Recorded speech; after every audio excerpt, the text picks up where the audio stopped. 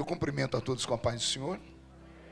Uma alegria indizível estar aqui nessa noite, nessa linda igreja, na DVEC, conhecendo aqui o pastor Henrique, essa figura simpática. Eu olhei para ele a princípio, achei que era o Bill Clinton, né? Com o cabelo ficando assim mais grisalho. Conheci também a esposa dele, a pastora Aline, uma honra.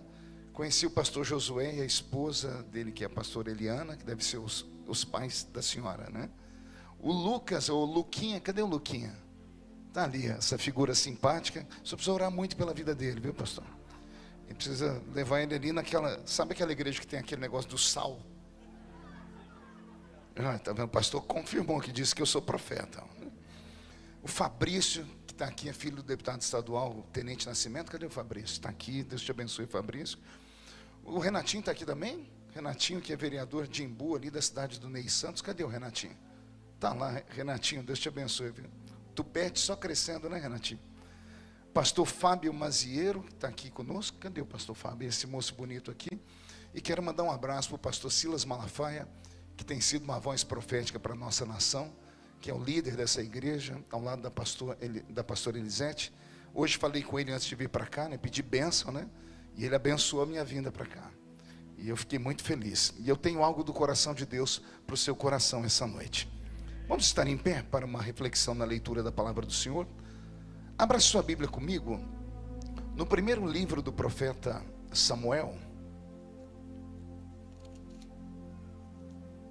o capítulo é o de número 4.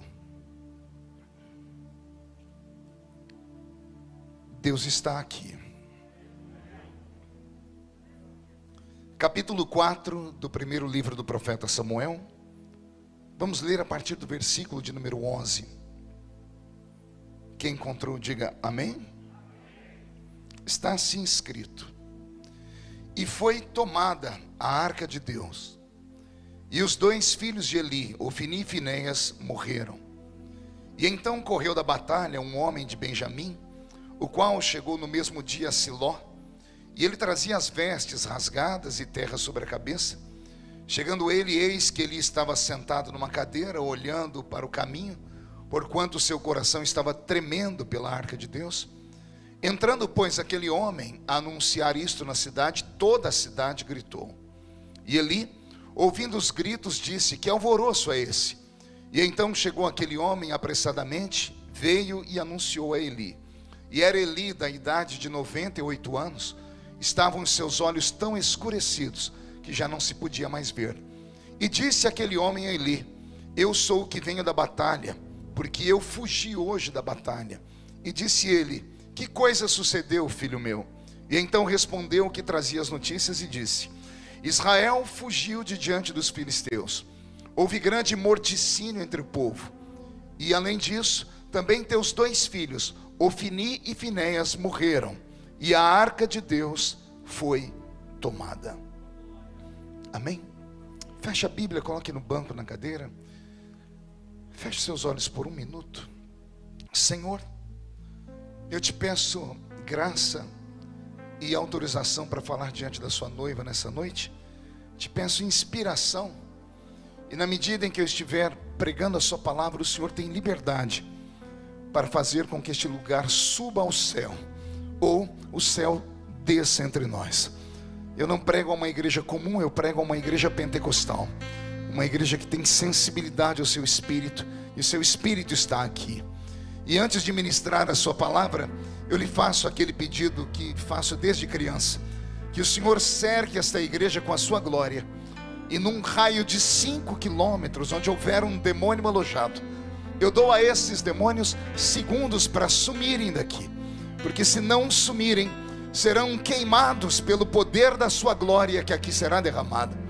Rasgue os céus sobre nós e manda anjos de fogo descerem aqui, que eles desçam trazendo brasas de fogo nas mãos, que eles comecem a esparramar estas brasas entre nós, e onde houver um crente cheio do Espírito Santo, toca nele nesta noite e mostra o caminho da verdadeira e poderosa adoração. Fala conosco, fica conosco, é o que eu te peço agora e sempre. E toda a igreja diz: os que podem, tomem o seu assento, aplaudindo a Jesus porque Ele é bom.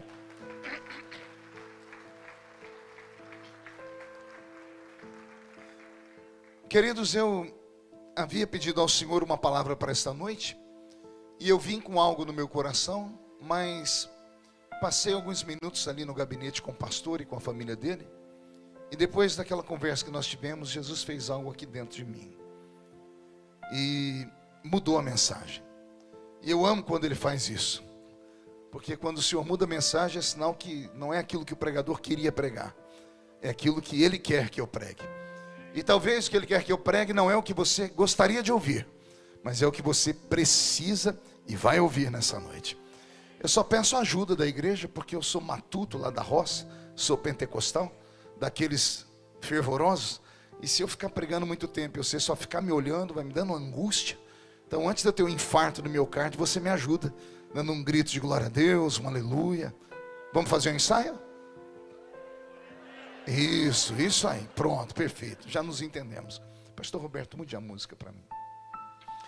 O texto que eu li nesta noite não é um texto confortável. É um texto de uma batalha épica, uma batalha a princípio despropositada, uma batalha que deveria ter sido vencida pelo povo que perdeu, uma batalha que existiu por conta de um erro, por conta de um pecado, por conta de pessoas que se perderam no meio do caminho e acabaram trocando o eterno Deus Criador pelas coisas mundanas do seu tempo. O livro do profeta Samuel é esse livro. É um livro que tenta resgatar as raízes espirituais da igreja do Velho Testamento. Eu sei que até isso causa desconforto, porque a palavra igreja é uma palavra tão nova, e é uma palavra grega, é uma palavra do Novo Testamento, que vem do verbo, da palavra eclésia ou eclesia, chamados ou tirados para fora. Mas eu posso dizer que esta igreja neotestamentária, ela é tipo ou sombra daquilo que foi a igreja do Velho Testamento. Uma igreja que nasce também sob a tutela do próprio Deus, uma igreja que nasce ali dos 12 filhos de Jacó, né, que são eles que vão construir a nação de Israel. Assim como no Novo Testamento nós temos os 12 apóstolos que o Senhor escolheu, e por isso a igreja é assim estabelecida. Então eu sempre gosto de traçar esse paralelo. Sem sombra de dúvida, uma igreja no Velho Testamento. E a igreja do Velho Testamento, no momento em que eu li, ela faliu. Ela quase fechou as portas. O sacerdote dela é Eli. É um homem que está com 98 anos de idade. Pela lei levítica, ele deveria ter se aposentado aos 50, porque aos 50 anos terminava o ministério do sumo sacerdote, mas ele continua, e ele então tem 2 filhos que vão herdar a igreja do Velho Testamento, que são Ofni e Finéias. Mas quem já leu esses textos de Samuel, devem se lembrar como era a vida desses 2 garotos. Eram filhos de um pai santo, mas eles não eram santos, se perderam no meio da caminhada, pegaram coisas sacras, coisas estranhas até, mas leis estabelecidas por Deus não se discute, são como leis aprovadas. Lei não se discute, se cumpre. Havia uma lei que Deus havia estabelecido para os levitas, e os sacerdotes são levitas, que eles não podiam comer qualquer tipo de carne. Eles só tinham que comer uma espécie de carne cozida, que era levada ao altar, parte ia para Deus e parte para o sustento dos levitas. E os levitas então pegavam um garfo de 3 pontas, fincavam dentro de uma panela, e o pedaço de carne que vinha era o sustento deles dado por Deus. Ofni e Finéias acabaram com essa lei. Eles não queriam carne cozida, queriam carne assada, churrasco. E não é pecado comer churrasco. Se fosse, eu acho que eu ia para o inferno de cabeça para baixo. Mas para eles era errado. Mas eles mudaram a lei. Não mudaram só essas leis, mudaram outras. Mulheres que vinham ao santuário entregar aos sacerdotes a oferta. As Sagradas Escrituras dizem que os homens que estavam sob a tutela de Ofni e Finéias, liderado por eles, acabavam abusando delas no santuário. A igreja, nesse momento do Velho Testamento, está perdida. E como ela está perdida, depois de Deus anunciar que mais cedo ou mais tarde Ele romperia com eles, eles não acreditaram. Isso porque o livro que antecede essas histórias é o livro de Juízes. E só no livro de Juízes, por cerca de 270 anos, Deus lutou com Israel para ver se eles ficavam da maneira como Ele queria. Deus tirou eles do Egito, colocou eles na terra prometida. E na terra prometida, ao invés de adorarem a Deus, começaram a adorar Baal. Astarote, Azera, Marduk, os deuses da Mesopotâmia antiga, e isso entristeceu Deus demais. E Deus, para trazer Israel de volta, tirava a sua mão de cima deles. Quando ele tirava a mão de cima deles, todos os eus que ficavam cercando Israel vinham contra eles. Girgazeus, Eteus, Eveus, Cananeus. E cada vez que uma nação desta vinha contra Israel, era um atraso de 40 anos. Porque Deus deixava que os inimigos tocassem no bem mais precioso deles, que era a safra. E então eles acabavam com o plantio, com a colheita, violavam as mulheres, matavam as crianças. E quando as coisas estavam despencando, alguém se lembrava de Deus. Ao invés de quebrarem os postes ídolos, chutavam para debaixo da cama, dobravam os joelhos, rasgavam as roupas, jogavam cinza na cabeça. E Deus, como é um pai muito piedoso, ouvia as orações. Então Deus levantava um juiz, levantava um homem ou uma mulher com talentos, e esses homens libertavam Israel. E Israel, agora que está liberto, tinha tudo para adorar a Deus, mas a adoração deles era tão curta e tão tacanha, que logo, olha eles entregues na mão de outros povos. Israel oscilava demais. Chegou uma hora que Deus não suportou mais isso. E foi no período do último juiz de Israel, um juiz que não é normal, um juiz que nasce por vontade divina, um juiz que nasce e recebe de Deus o ministério tríplice, que é o profeta Samuel, que além de ser profeta, era juiz e sacerdote. Aquele Samuel menino, que você deve se lembrar da história, que ouviu Deus de noite chamando ele pelo nome, e depois que ele ouviu alguém ensinar que quando Deus chama tem que responder, ele disse: fala, Senhor, porque o teu servo ouve. É esse Samuel quem vai ser levantado por Deus. A primeira profecia dele é contra a casa de Eli, e Eli estava condenado, ele e os seus filhos, porque fez uma geração inteira se desviar. Quem entendeu até aqui, diga: eu entendi, pastor. Aqui no capítulo 4 é o checkmate divino, porque Israel, desde quando saiu do Egito, tinha uma dificuldade muito grande em adorar o seu próprio Deus. Pergunte por quê. Só falo se todo mundo perguntar. Porque como ficaram quase 500 anos no Egito, acostumaram ver os deuses do Egito. Literalmente ver. Porque os deuses do Egito tinham aparência e endereço físico.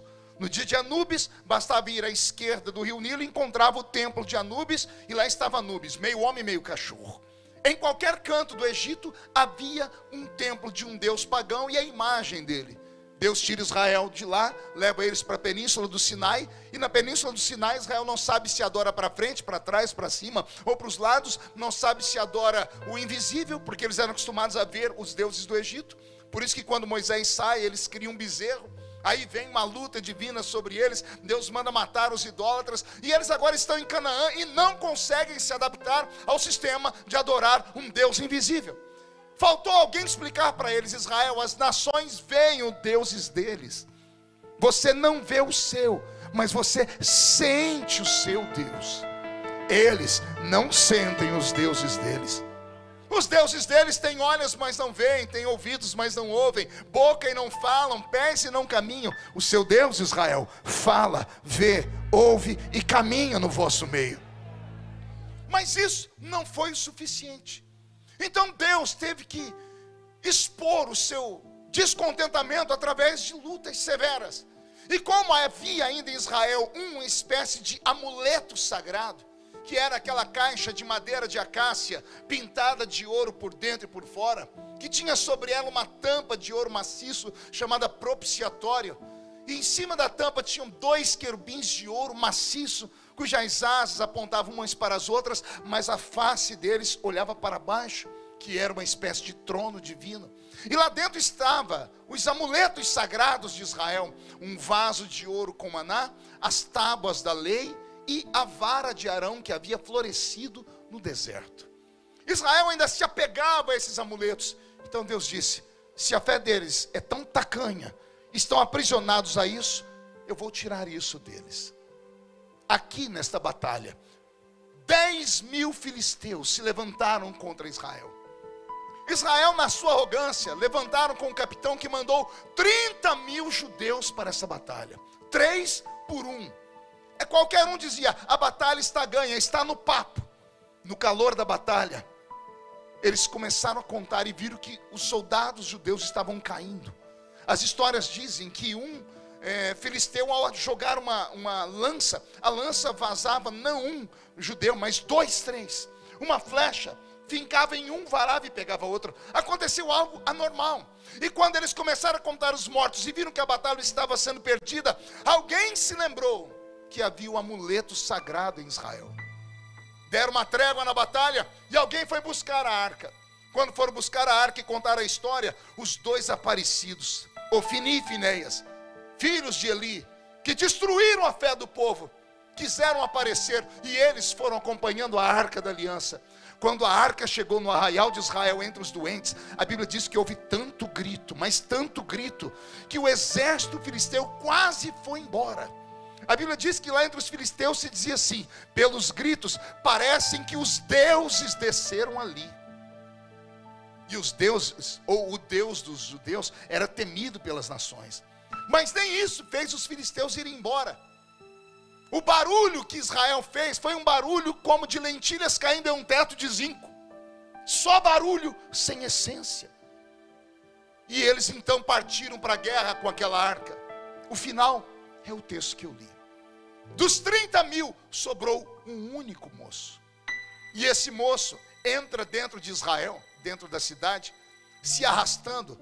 E parece que é tão engraçado, né, os detalhes da Bíblia, que o moço que sobra é da tribo de Benjamim, a menor tribo de Israel, a tribo mais nova de Israel, ou seja, o soldado da tribo mais inexperiente. Parece que o inimigo matou 29.999 soldados, ou pelo menos derrubou eles a princípio, e depois eles iam matando. Então o capitão lá dos filisteus disse: eu quero que pegue o pior soldado de Israel, o mais fraco, porque eu quero humilhar a nação. Você vai ficar vivo e vai lá para contar o que aconteceu com o seu povo. O povo está em Jerusalém, estão preparando uma festa, porque era 3 por 1. O atalaia que está em cima da muralha era para tocar uma buzina de festa, um sonido de festa. Mas ao invés disso, quando ele através da sua luneta enxerga um único soldado da tribo de Benjamim vindo se arrastando, ele pega a trombeta do fracasso.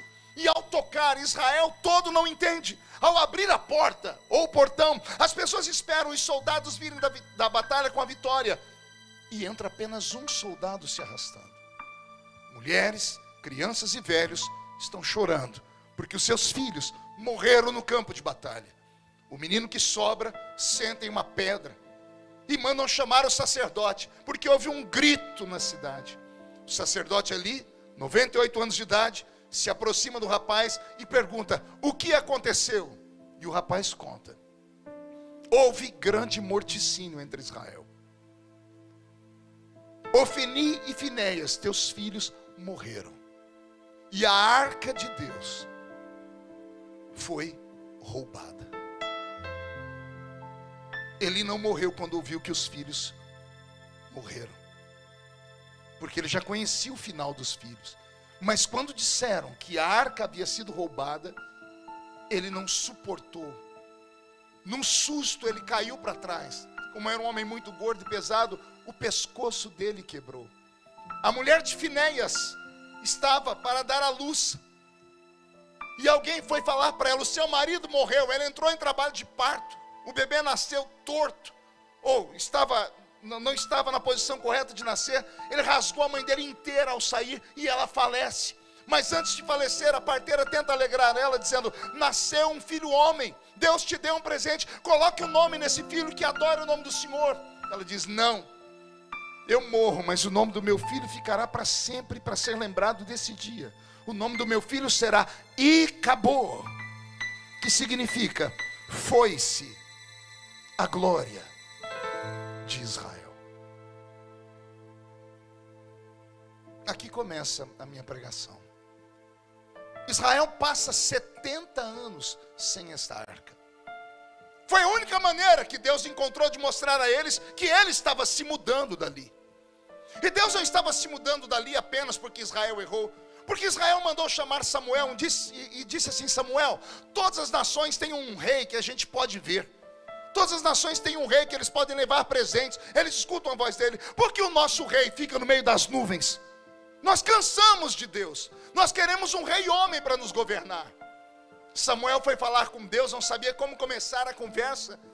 E Deus disse a Samuel: não rejeitaram você, rejeitaram a mim. Eles querem um rei homem? Eu dou esse rei homem. Só que não dá para ficar 2 reis em uma nação. Se um homem governa, eu vou embora. Foi por isso que a arca foi embora. Porque Israel quis um rei homem.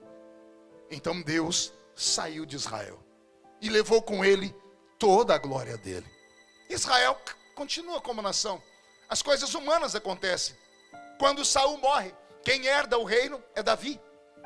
E Davi, o nosso adorador, o nosso poeta, o nosso guerreiro, ao sentar naquele trono, depois de muita luta e muita prova, ele percebe que ele herdou um reino perfeito, porém incompleto. E eu sei que isso parece ser um paradoxo, e é. Como pode algo perfeito ser incompleto? O rei Davi herdou um reino perfeito, porém incompleto. Assim como, por exemplo, o vaso feito pela mão do oleiro. O oleiro nunca vai deixar o vaso sair da mão dele imperfeito. Porque o vaso que sai da mão do oleiro tem que sair com perfeição. Se tiver torto ou trincado, ele quebra na sua roda e refaz. O vaso sai da mão dele perfeito, porém incompleto. Alguém vem e compra o vaso e leva para ser exposto em uma loja. Ninguém vai expor numa loja um vaso perfeito ou um vaso imperfeito. Só vão colocar na loja um vaso que estiver bem feitinho. Aí o vaso exposto na loja, perfeito, é apreciado por alguém que quer comprá-lo. Vai uma mulher ou um homem e compra o vaso porque ele é perfeito. Mas o vaso imperfeito ou perfeito ainda está incompleto. Quando alguém pega este vaso e leva para casa, lavam ele, colocam terra e flor, aí o vaso que era perfeito ficou completo. O reino de Davi era perfeito, mas estava incompleto. Mais ou menos como o lugar para onde a gente vai, o céu. O céu é perfeito, porque Deus é o arquiteto supremo do universo. Ele não erra em nada. O céu é perfeito, sim ou não? Mas é incompleto, porque os moradores do céu estão sentados aqui na minha frente ainda. O céu perfeito só será completo quando a trombeta tocar. Amém? O reino que Davi herdou era um reino perfeito. Pergunte por quê? Tinha castelo, tinha súditos, tinha latifúndios, tinha fazendeiros, tinha riqueza, tinha nome, tinha estrutura de reino. Ele herda um reino perfeito, mas incompleto, não aos olhos dos homens comuns. Porque os homens comuns achavam que Israel era o reino. Não importa que perdeu uma batalha, porque era comum reinos perderem batalhas. O reino era perfeito, mas somente Davi, para sentar naquele trono, olhar e ficar incomodado. A Bíblia diz que ele senta em seu cavalo e faz um pregão pelo povo. Eu imagino Davi indo de pessoa em pessoa, indo em aldeias, visitando as tribos, para tentar entender porque o espírito dele não estava legal, porque ele estava incomodado. E quando ele volta desse pregão, ele descobre: Israel era perfeito, mas estava incompleto. Faltava alguma coisa em Israel.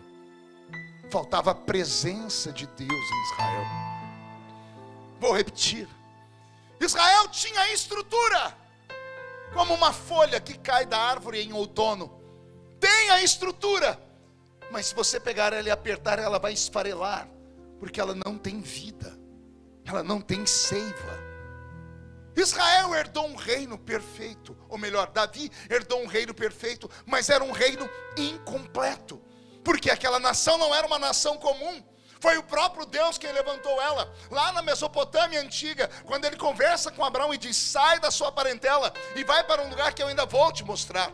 As mulheres de Israel, a grande maioria delas eram estéreis, pelo menos as principais da Bíblia, e o Senhor vai e interfere no DNA delas. Ele mexe no genoma delas para que elas possam voltar a dar à luz, porque Deus está construindo a nação. Israel mandou Deus embora. Davi herda o reino, e ele sabe que Deus não está ali. Incomodado fica, e ele não fica em silêncio. Ele diz: eu quero Deus de volta. Não, você não entendeu, eu vou repetir de novo. Davi, e somente Davi, o maluco Davi, sentiu a falta de Deus. A geração da qual ele começou a governar nem sabia quem era Deus. Você vai ler isso no livro do profeta Samuel. Quando Samuel nasce, havia uma geração que não conhecia Deus e nem ouvira falar dos seus feitos. A Bíblia Sagrada diz que nos tempos de Samuel a palavra do Senhor era rara e não haviam mais revelações. E nesta ausência, Deus precisou levantar alguém que tivesse um dom, que eu chamo de sensibilidade. Me deu um arrepio aqui. Eu não sei vocês, mas eu ando sentindo falta disso. É lindo ver as nossas igrejas cheias, o povo cantar, e os cânticos nesses últimos tempos são tão modernos e tão bonitos que a própria música nos embala. Mas eu ainda ando sentindo um pouquinho de falta daqueles gritos desconexados, daquelas coreografias espirituais de antigamente, daquele povo que dava aquele grito e a gente assustava e olhava para trás para ver quem era, daquele tocar do pandeiro ou do soar daquela sanfona. Saudade até do velho hino 15 da harpa. Foi na cruz onde um dia eu vi. Saudades de um tempo que a gente sabia como o culto começava, mas não tinha noção de como ele ia terminar. Saudade do tempo que a gente tinha coragem de convidar o vizinho e o amigo, vão para o culto. Porque eu não tenho nem como te explicar, você tem que ir lá para ver. Porque acontecem coisas esquisitas lá. A pessoa não sabe falar português, mas começa a orar numa língua que a gente não entende, mas arrepia o corpo da gente inteiro. Saudades de um tempo onde Deus passeava no nosso meio. A nossa geração herdou um reino igual ao de Davi. Um reino perfeito. Temos nome, temos respeito da sociedade. Modificamos até o pensamento político de um país. Influenciamos até a política de uma cidade, de um estado e de uma nação. Mas mera estrutura. Falta aquele tchan. Falta aquela coisa que não tem como explicar. Falta aquilo que mexe com o corpo. Pode me chamar de sensacionalista, eu não me importo. Falta aquela sensibilidade. Talvez o Senhor tenha nos trazido aqui nessa noite para nos relembrar de onde viemos, para saber onde queremos chegar. E não coloque culpa no ambiente bonito, na cadeira confortável, no ar condicionado. Não tem nada a ver com isso. Não é a estrutura física. Somos nós. Porque Deus não habita na estrutura física, Ele habita em nós. Quando se fecha essa igreja, o último crente vai embora, a glória de Deus vai embora com ele. Deus só entra aqui dentro quando o primeiro crente abre aquela porta e entra aqui dentro. Porque nós somos o veículo de Deus. Você vai, Deus vai com você. Você volta, Deus volta com você. Então o problema não é a estrutura física. O problema é o vaso. Eu não sei como está o seu vaso, mas eu vou ter que encarnar um profeta para te dar algumas lições. Não basta entrar na igreja, porque na igreja qualquer um entra. Fizeram até uma piadinha. Por que é que o cachorro entrou na igreja? Porque a porta estava aberta. Então entrar na igreja não é mérito para ninguém, porque até cachorro entra na igreja. Eu quero ver entrar no culto, porque o culto é diferente. Paulo diz a carta aos Coríntios: vocês podem se ajuntar e não acontecer nada, mas quando vocês se ajuntam, e uns têm salmos e outros têm testemunhos, aí vocês saem da terra e começam a frequentar as regiões celestiais. Eu acho que está faltando só um pouquinho disso no nosso meio. Tem alguém que acredita nessas coisas? Então dá um grito daquele tamanho que só você sabe dar, por favor.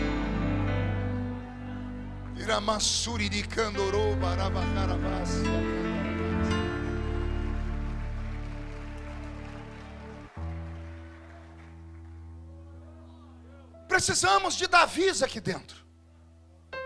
Precisamos de homens e mulheres que estejam nas igrejas, mas que digam assim: está faltando alguma coisa. Mas não basta a crítica pela crítica, como ensinou lá na escola de Frankfurt, Hockenheimer. A crítica pela crítica, a gente que só critica, critica tudo e sempre vai criticar. Não, é preciso alguém que faça alguma coisa. É preciso um Davi maluco chamar o exército e falar assim: eu quero homens de coragem aqui. Para quê, Davi? Estamos em paz. Eu quero provocar uma guerra. Mas Davi, estamos em paz, deixa o inimigo quieto. Não quero deixar o inimigo quieto, porque ele roubou algo de nós. Eu quero ir lá no campo do inimigo e roubar de volta o que é nosso. Quero ir lá e trazer de volta o que nós perdemos. Que Deus levante alguém aqui nessa noite com essa coragem. Que Deus levante os crentes da oração das 3 da manhã. Que Deus levante aqueles oradores do meio do mato. Que Deus levante aqueles crentes do jejum de verdade de antigamente. Não desses jejuns, dessas fórmulas feitas nesses últimos anos, mas aquelas coisas antigas. Nós não precisamos de uma receita nova. E se fizermos uma receita nova, usemos os ingredientes antigos. Isso aqui não é um teatro. Igreja não é um cinema. Igreja é um quartel-general. E eu não estou num quartel-general comum, estou numa Assembleia de Deus. Estou numa Assembleia de Deus que nasceu debaixo de fogo, debaixo de revelação divina, debaixo de gritos. Ah, pastor, mas se a gente gritar muito vai apavorar as pessoas aqui em Alphaville. Por quê? Acho que elas vão ficar escandalizadas. Deixa eu te falar o que escandaliza essas pessoas: mau testemunho na rua, vida desregrada, vida dupla, uma coisa aqui dentro e lá fora é outra. Isso escandaliza o pecador. Gritos de aleluia, glórias a Deus, manifestação sobrenatural, isso não escandaliza. Isso desperta a curiosidade. E eles vão fazer a pergunta de Atos capítulo 2: o que quer isto dizer? E alguém vai falar: o que acontece aqui é o que foi predito pelo profeta Joel 850 anos antes de Jesus pisar ao mundo. Há de ser que nos últimos dias, diz o Senhor, derramarei do meu espírito sobre toda a carne. Vossos filhos e vossas filhas profetizarão, vossos jovens terão visões, vossos velhos terão sonhos. Naqueles dias, diz o Senhor, derramarei do meu espírito sobre os que estão perto e os que estão longe. Precisamos voltar a crer e buscar essas coisas, porque o que nos trouxe aqui até este templo presente foram isso. Estava em Brasília um dia desse, pastor Henrique. Eu estava no meio de um vento, aliás, eu vivo no meio de um vento, né? Tudo comigo vai para o Jornal Nacional, né? Porque não é você, bocó, né? Aí eu passei perto de uma sala, tinha um grupo lá, falou: ô pastor, o senhor pode entrar aqui? Eu falei: posso, entrei. O senhor pode orar aqui por esse desembargador aqui, que ele está com um problema? Eu falei: posso. E eu comecei a orar por ele, eu esqueci que estava na Câmara. Eu encarnei um orador de monte. Eu dei uns 2 gritos, que quando eu abri o olho, estava todo mundo assim, ó, quase caindo. Eu falei: Jesus, aqui não, né? Dei uns 3 batidas de pé no chão. Veio um deputado evangélico que me deu uma cotovelada aqui na ilharga, igual o anjo fez com Pedro lá na prisão. E eu falei: o que foi? Ele fez assim: menos. Parei a oração na hora, Charles. Estou saindo, aquele velho crente que estava lá, pastor, me chamou no canto e falou: Marco, deixa eu te fazer uma pergunta. Você esqueceu onde você está? Falei: não, eu sei que eu estou na Câmara dos Deputados. Falei: então, mas por que você fez aqueles gritos? Falei: eu sou assembleiano, hein? Eu oro desse jeito. Falei: não, mas isso era quando você era do meio do mato. Olha onde você está agora. Eu falei assim: e como é que você acha que eu cheguei aqui?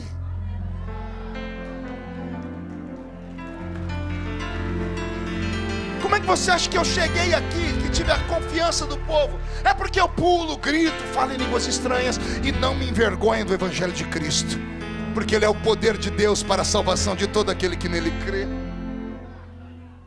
Precisamos reacender esta chama. Podemos ter o nosso equilíbrio, sermos intelectuais, podemos ser para frente, só não podemos deixar os nossos ensinamentos teológicos e pentecostais para trás. Podemos ser modernos, só não precisamos ser mundanos. Podemos ter o nosso anel de formatura, podemos fazer de tudo, mas quando entramos aqui dentro, temos que guardar os nossos pés, porque esse lugar ainda é uma terra santa, e o Eterno caminha no nosso meio, e Ele é tão grande, que enquanto Ele caminha aqui no nosso meio, a face dele está diante dos serafins que estão cantando: Santo, Santo, Santo é o Senhor dos exércitos. E a Advec em Alphaville está cheia da sua glória. Eu posso ouvir um grito daquele tamanho de novo, mais uma vez. Precisamos de um Davi que tenha coragem de ir no arraial do inimigo e vamos lá. E Davi levou um exército com ele, pegou o inimigo no contrapé, liquidou o inimigo. Alguém encontrou a arca, e quando chegaram em Davi disseram: achamos a arca. Davi ficou muito feliz, era a primeira batalha dele.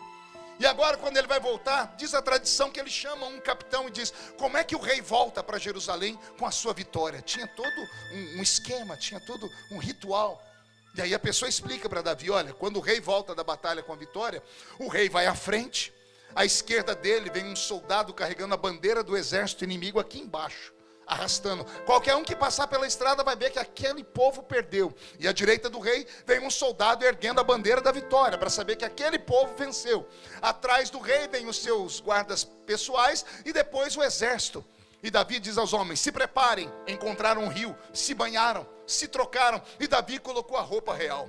Ele se ajeitou, organizou. À esquerda está lá a bandeira de Dagon, aqui embaixo, meio homem, meio peixe. Era uma espécie de sereia, o deus dos filisteus. Está aqui embaixo. À direita está a bandeira do leão da tribo de Judá, erguida bem alto. O rei está vestido.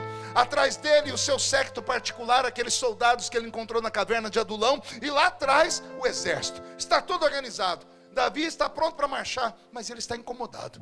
Ele pergunta ao moço de novo: como é que a gente volta? Rei, está certo, o rei vai na frente.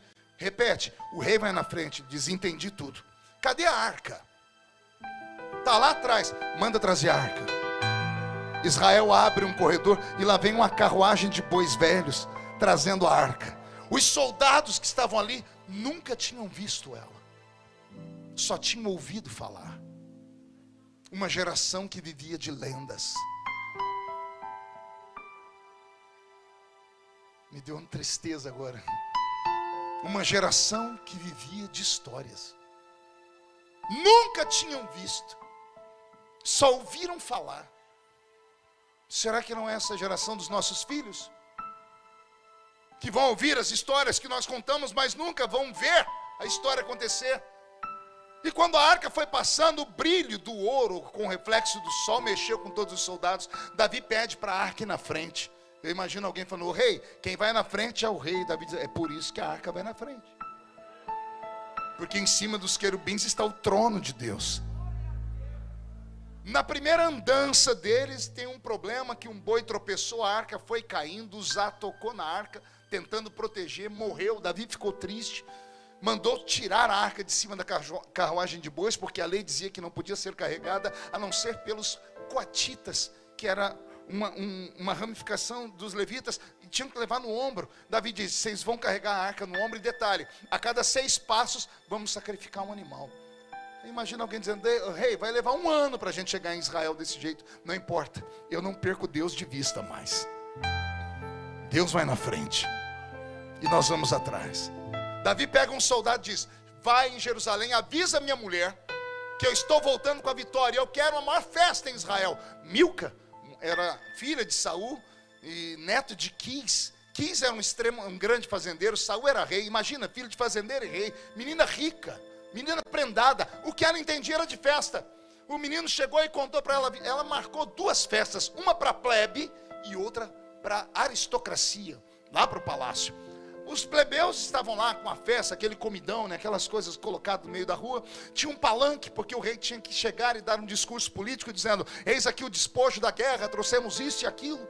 E o rei depois ia para o palácio para uma festa com as pessoas mais importantes. Ela preparou tudo isso. Meses depois, o atalaia está aqui na muralha, e quando ele enxerga bem longe, ele vê a bandeira do leão da tribo de Judá.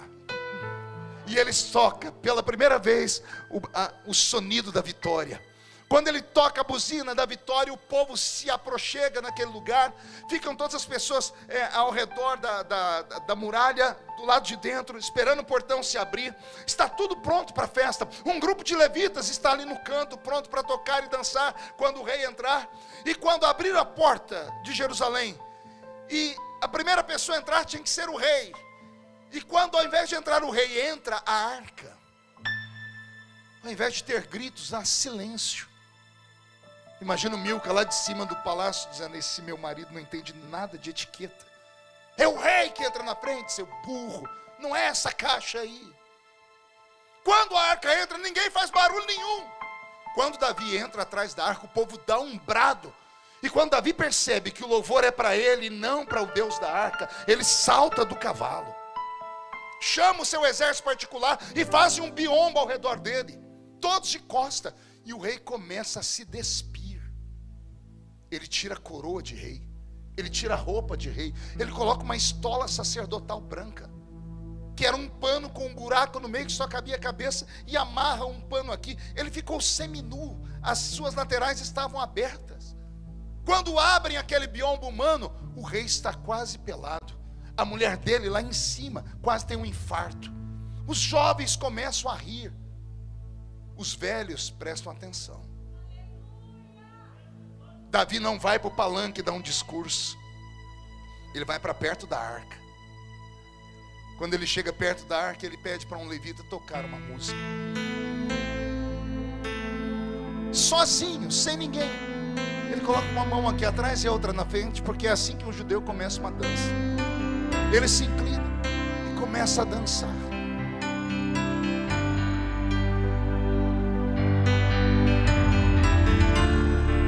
E ele baila. E ele dança. A mulher dele tem ânsia de vômito lá em cima, porque ela quer a etiqueta, mas ele não estava dançando para ela. As pessoas riam de Davi, mas ele não estava dançando para elas. Alguém lá em cima, no terceiro céu, abriu a janela e olhou para baixo e disse: esse é o meu filho, é um homem segundo o meu coração.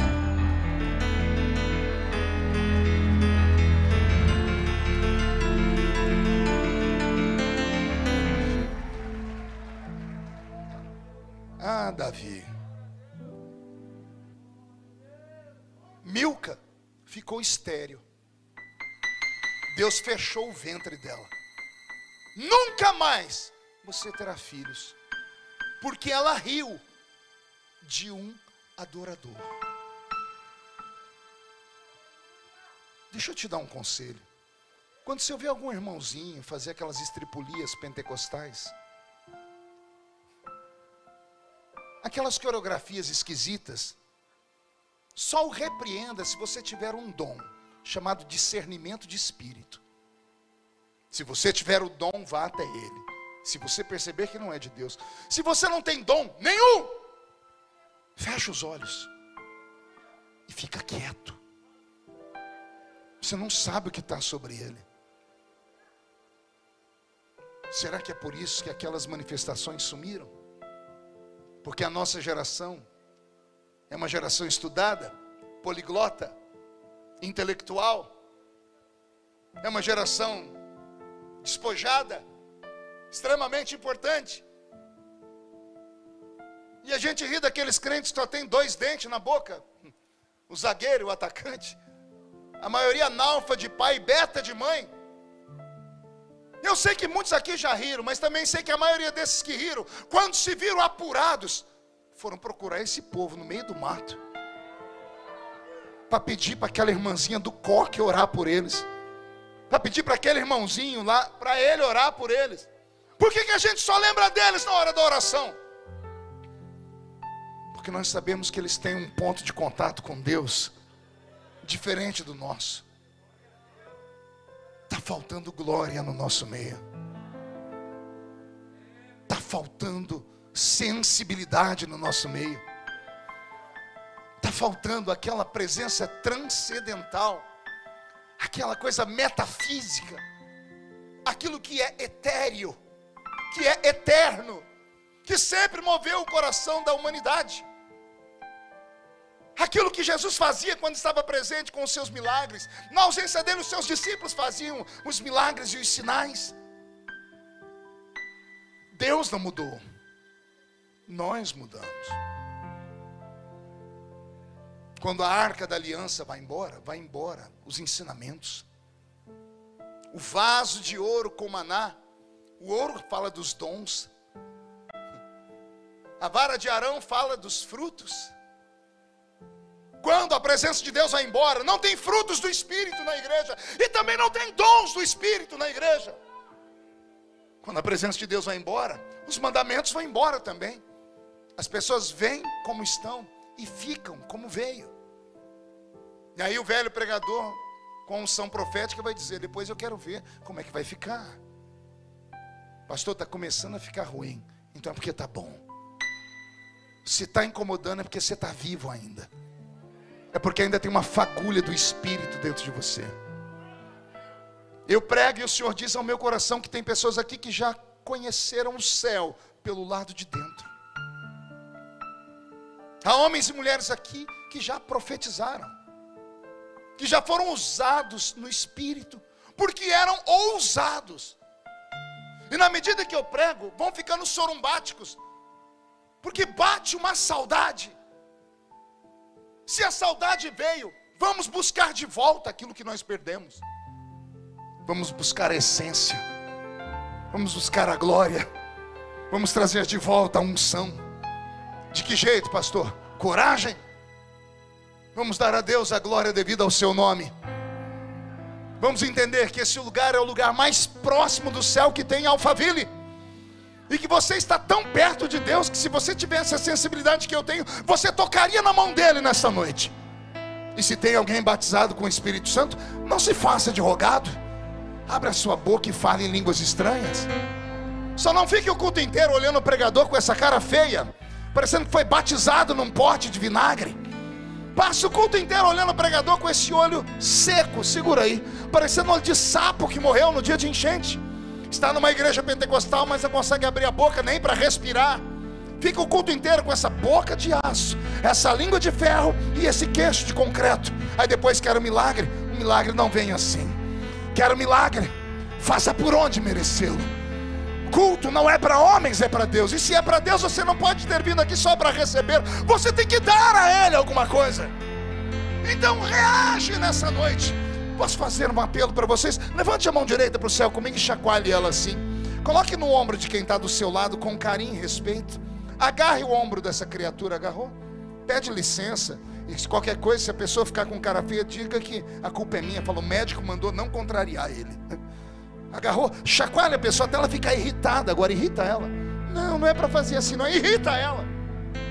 Diga para ela, Deus te trouxe aqui para isso. Sacode ela de novo, sacode. Diga, para isso Deus te trouxe aqui para te dar um sacode nessa noite, para sacudir a sua fé, o seu ministério, os seus talentos, os dons do Espírito Santo sobre a sua vida. Deus te trouxe aqui para sacudir a sua história.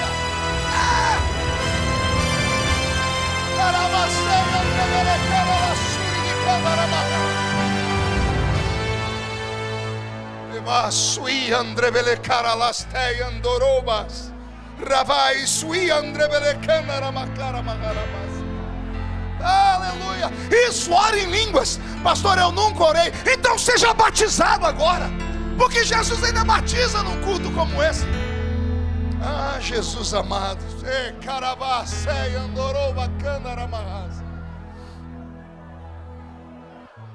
Eu estava em Londres há uns 20 anos atrás, e um amigo meu que já dorme no Senhor, chamava Enoque, ele me levou para uma visita no centro de Londres, para eu conhecer uma igreja que eu conhecia dos livros. Eu era professor de eclesiologia no curso de seminário, e eu conhecia as histórias da igreja, e ele me levou no templo. Que coisa linda, uma igreja nesse porte, toda de madeira. O púlpito, Charles, tinha uma acústica que não precisava de caixas. Bastava falar aqui e toda a igreja ouvia, uma multidão ouvia.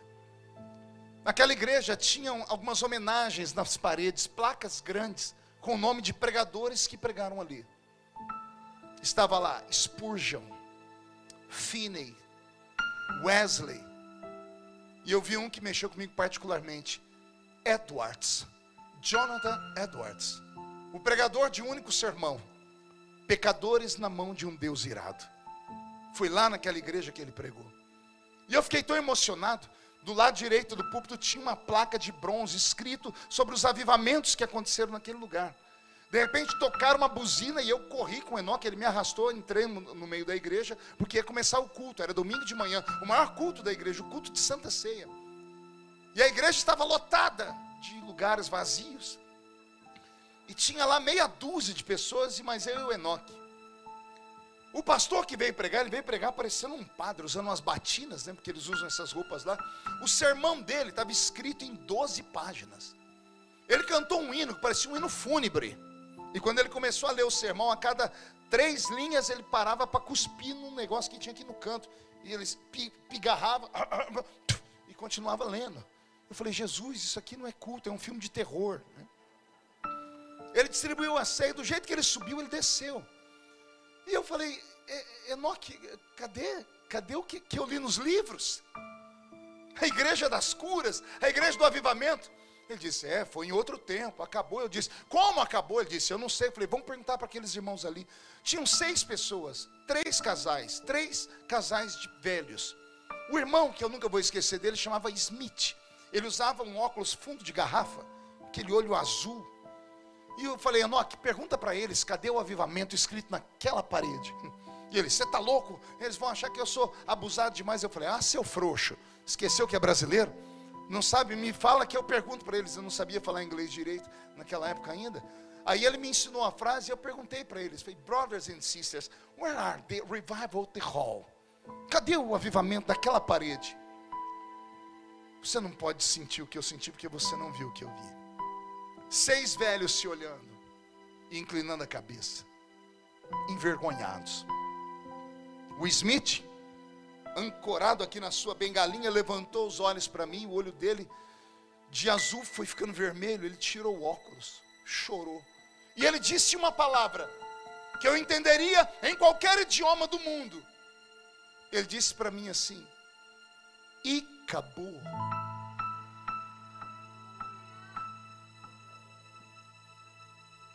Foi-se a glória. E ele começou a contar a história. O Enoque foi interpretando. Ele disse, eu era criança quando eu dormia debaixo dos bancos dessa igreja, porque os cultos extrapolavam os horários, mas a gente ficava porque a glória de Deus nos envolvia. O pastor era muito bruto, mas era um homem santo.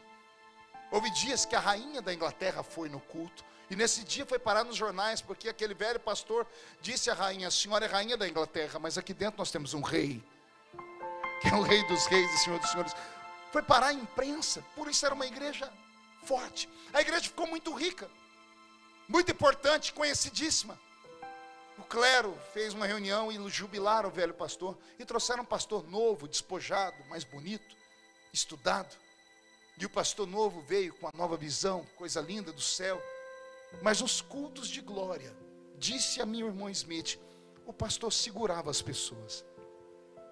Por onde passou o espírito da revelação, que foi falar com a senhora e não falou comigo, que sou o anjo da igreja. Ele foi inibindo, coibindo, murchando, calando.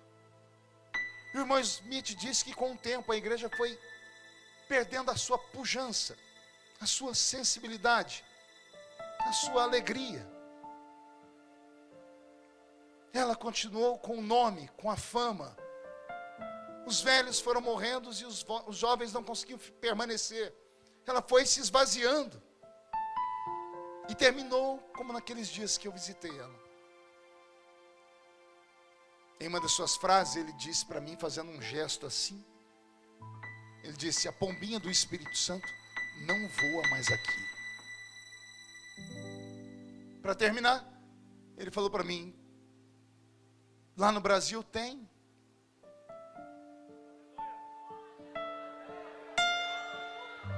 Eu disse, vamos orar. Juntei com o Enoque, juntamos aqueles velhos, começamos a orar. Eu orava, o Enoque interpretava, eu orava, ele interpretava. Comecei a orar em línguas, ele parou de interpretar. Aí os velhinhos perguntaram para eles, o que é isso? O que é isso? Ele disse, é língua de anjo. Um deles falou, eu lembro disso aqui. Nós tínhamos isso aqui na infância. E pediram para que eu orasse por eles para receberem aquilo. Quando terminei, eles falaram para mim, fala lá no Brasil para mandar mais para nós aqui. Porque nós perdemos, mas vocês ainda têm. O Espírito Santo está aqui. A glória do Senhor está por um fio para explodir dentro de você de novo. O Senhor quer devolver tudo que você já teve um dia. Deixa as lágrimas rolarem. Não há nenhum tipo de constrangimento em chorar num culto como esse. Não há nenhum tipo de constrangimento em você pedir misericórdia, ou que Deus te visite de novo. Eu quero ver de novo a glória do Senhor. Quem já pisou no Santo dos Santos, em outro lugar não consegue viver. Vou pedir para todos ficarem de pé. Com autorização do pastor, eu vou fazer 2 convites. Não se assuste com o primeiro, mas eu preciso fazer porque o Senhor está me tocando aqui. Não sei se alguém vai vir, mas eu não posso ser medroso. Incline a sua cabeça. Será que tem algum crente aqui entre nós essa noite que tem coragem de dizer: eu sinto falta também, eu já tive e perdi, eu não falo mais em línguas, e já falei, eu não profetizo mais, eu mudei, e eu preciso de uma restauração. Você teria coragem de sair do seu lugar e dar um passo aqui na frente do altar para receber uma oração?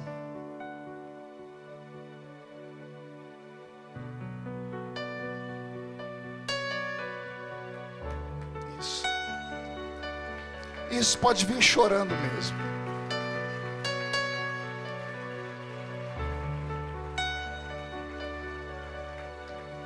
Todos nós carecemos de um avivamento no começo da vida cristã, no meio da vida cristã e no fim da vida cristã.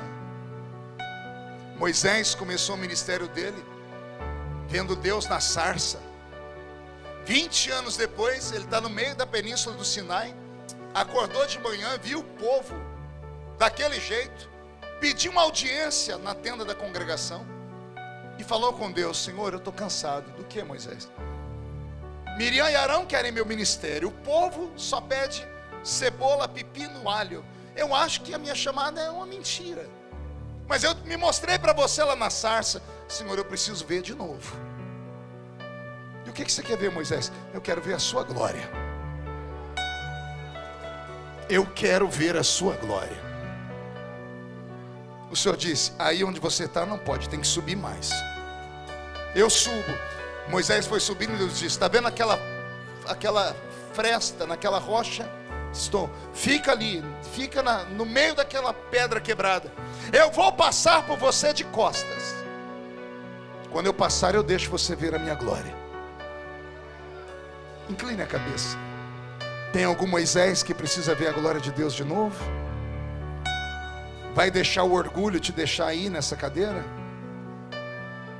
Ah, pastor, mas se eu for à frente, o que vão dizer de mim? E quem fala de você paga as suas contas por acaso, seu bobo? Vai perder a chance de voltar a ser uma brasa viva tirada do altar. Ah! Vamos lá, Moisés. Vamos lá, Roberto. Vamos subir com Moisés. O anjo da morte não entra, a estrada que corre pro mar, o vento que é você.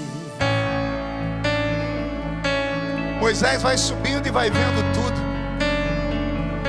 É você. E Deus vai dizendo: eu sou tudo, Moisés. Eu sou o vento, eu sou a água, eu sou a luta.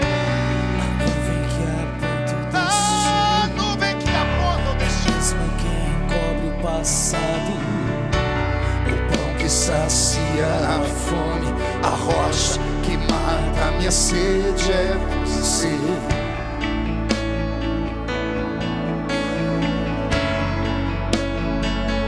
É você.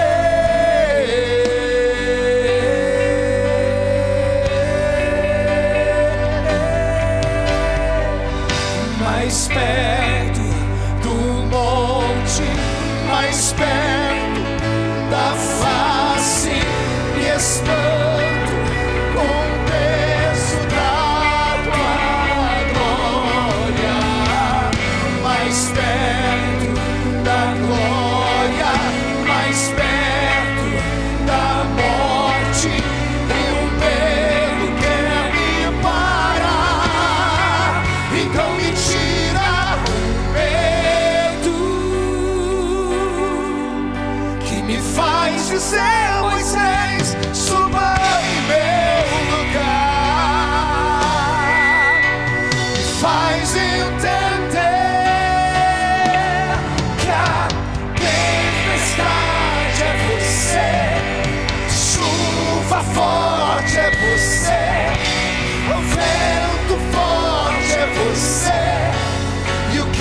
faz tremer as pernas. A porta aberta é você, mas a fechada é você.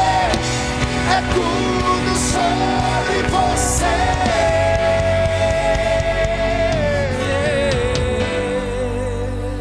Aleluia. Levar a maçori e andrebelecara lavastre e andorobas. Senhor, alguns tiveram coragem de sair lá de baixo, estão subindo um monte em oração comigo. Estão cansados de uma vida raquítica, de uma vida anêmica espiritualmente falando. Estão cansados só de ouvir falar e não ver nada. Vieram à frente do altar em busca de um renovo. Esse renovo eu não posso dar a eles, mas o Senhor pode. Abre o céu sobre a Atevec aqui em Alphaville. Faz a sua glória cair sobre este lugar. Os batizados com o Espírito Santo sejam todos renovados agora. Dá um coral de línguas aqui, meu Pai. Os que nunca falaram em línguas, batiza eles agora. Levanta o profeta de novo, dá o dom da interpretação, a palavra do conhecimento, a palavra da revelação. Enche, enche, enche essa casa. Enche esta casa. Eu vou subir no monte, Abra só muitos desistiram e vou ficar lá até te encontrar. Eu vou entrar na casa e vou fazer morada e vou ficar lá Até te encontrar. Os que estão ajoelhados, fiquem de pé. Os que estão de pé, levantem a mão direita para cima, toda a igreja. Abra a sua mão e diga comigo: em nome de Jesus. Mais alto: em nome de Jesus. Todos os dons, sensibilidade, fervor, alegria que eu perdi, eu quero de volta. E todos os demônios que roubaram isto da minha vida, eu ordeno. Venham para a palma da minha mão. Você crê na sua ordenança? Então feche a sua mão e segure esses demônios. Eu vou contar até 3, você vai jogar no chão e vai pisar em cima. É um ato profético. E aí você vai encontrar 3 pessoas e vai dizer para eles: eu vou buscar a glória de volta. 1, você nunca mais será o mesmo. 1,5, sua família vai sentir orgulho de você de novo. 2, quem viver verá para ver você fumegar mais uma vez. 2,5, a Devec aqui em Alphaville será conhecida como a igreja do avivamento. 3, jogue no chão e pise em cima. Profetize sobre alguém, profetize sobre alguém. Profetize sobre alguém, profetize sobre alguém. Tu és a minha luz, a minha salvação. Sim. Jesus vem buscar uma igreja avivada. Se ao teu lado estou, seguro em tuas mãos, eu nada temerei. Cadê a igreja?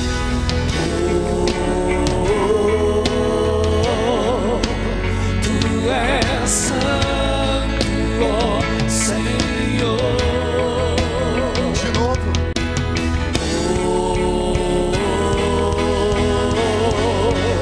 Tu és digno de louvor. Só em ti confiarei, eu nada temerei. Em frente eu irei, pois eu sei que vivo está. E um dia voltará do céu pra nos buscar, pra sempre reinarás. Aleluia. Quem pode aplaudir? Quem pode aplaudir e gritar? Quem pode aplaudir, gritar e dar um pulo para cima?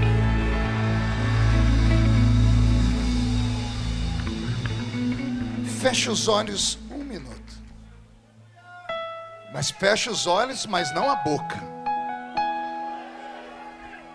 Eu vou pedir para abrir o corredor aqui para mim, porque eu tenho um segundo convite, que ele é tão importante quanto o primeiro.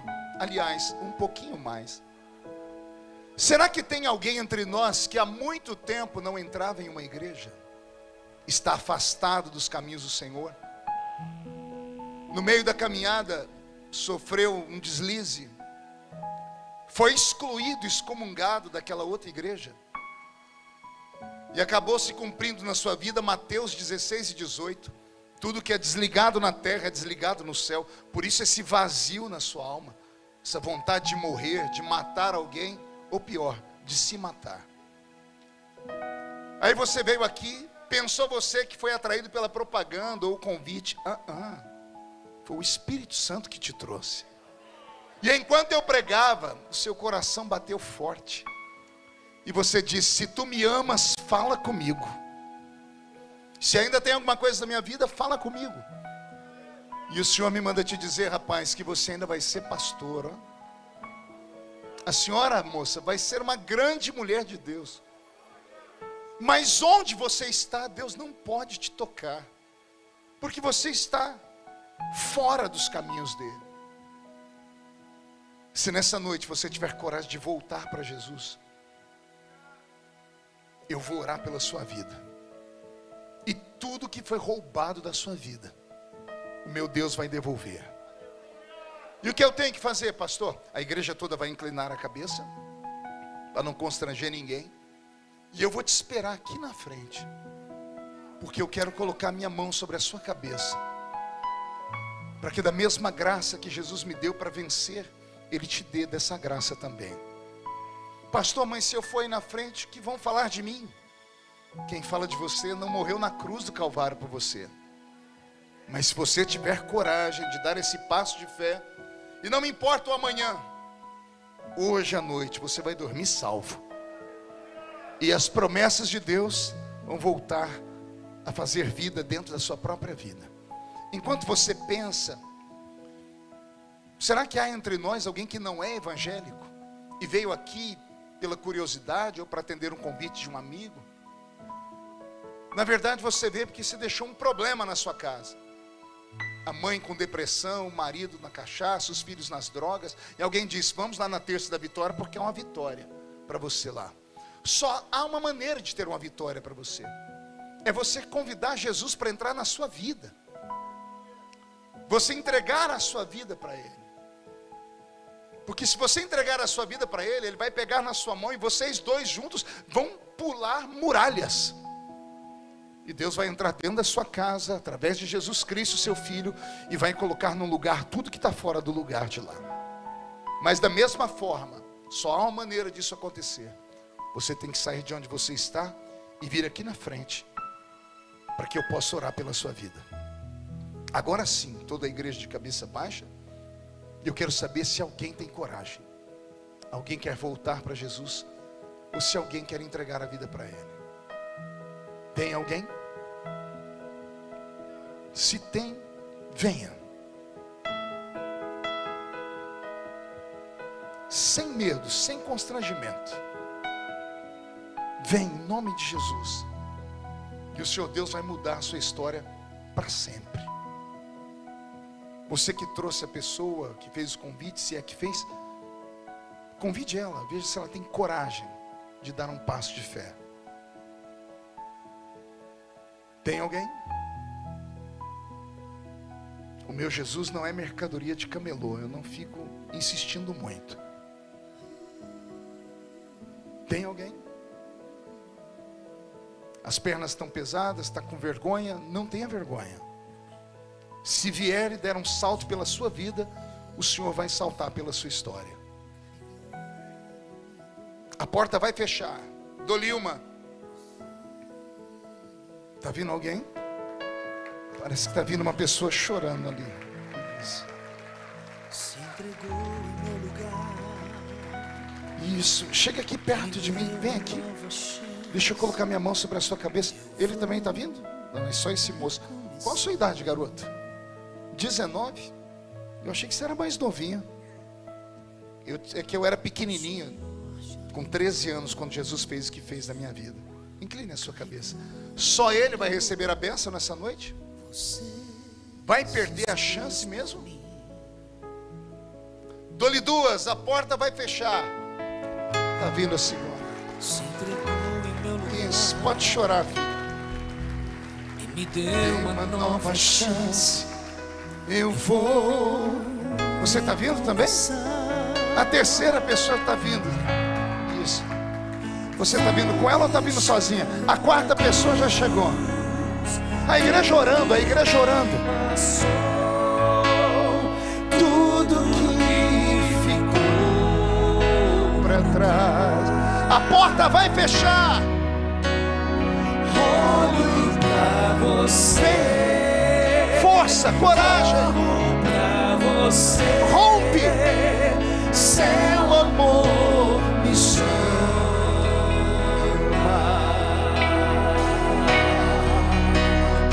Vou deixar na cruz tudo que passou,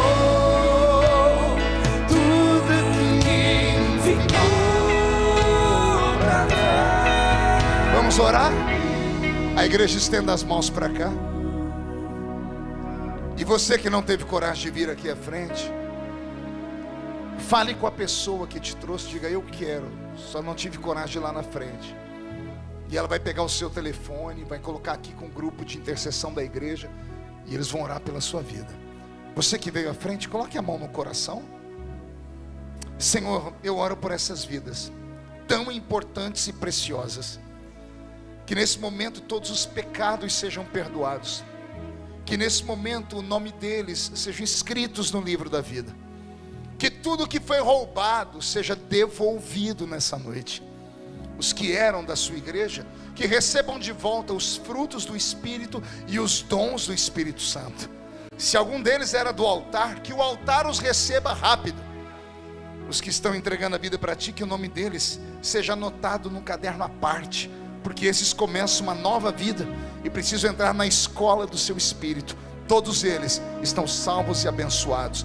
Toda maldição herdada ou adquirida está quebrada, hoje e sempre. E toda a igreja diz?